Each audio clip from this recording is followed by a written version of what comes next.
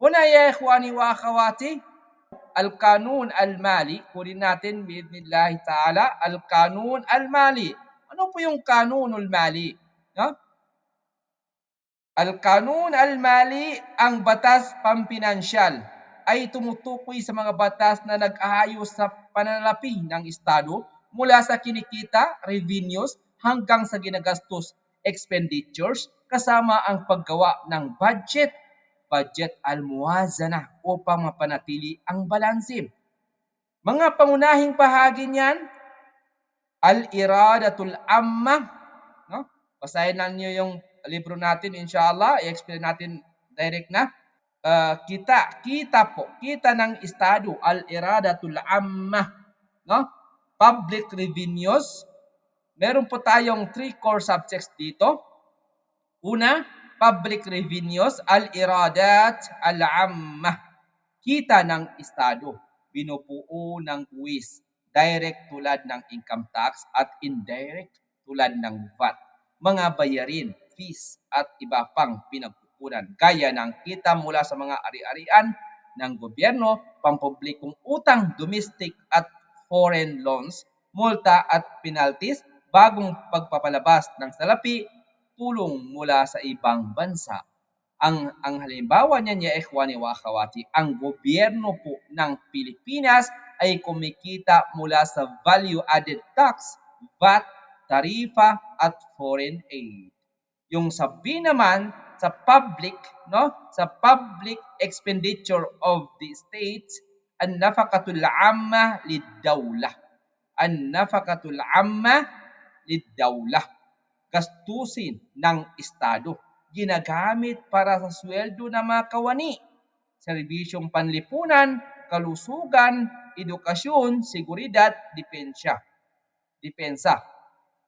at infrastruktura, kalsada, tulay, no? At marami pang iba. Ang halimbawa ni Ikhwani wa Akhawati, pagtatayo ng bagong hospital, scholarship program at modernization ng armed forces, for example.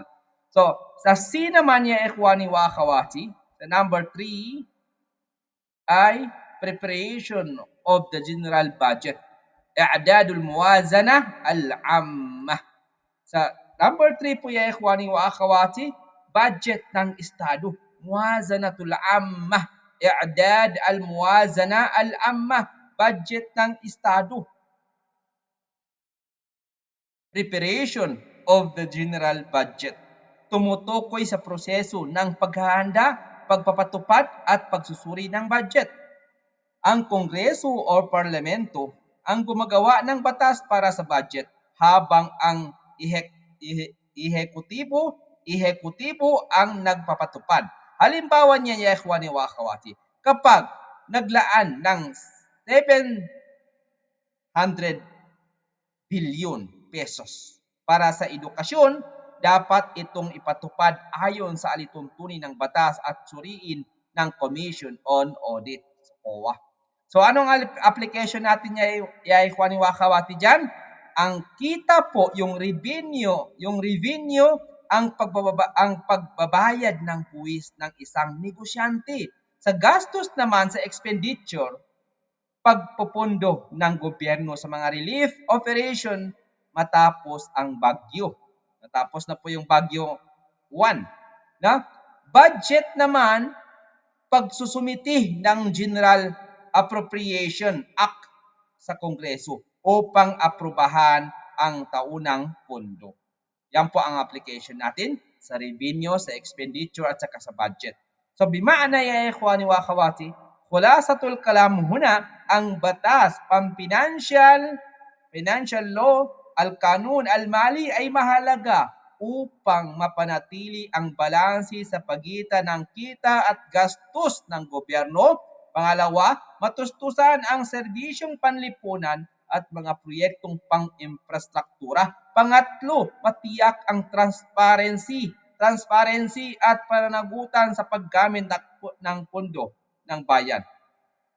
Number 3 ay ikhwani wa akhawati, matiyak ang transparency at pananagutan sa paggamit ng pondo ng bayan. Barakallahu bikum.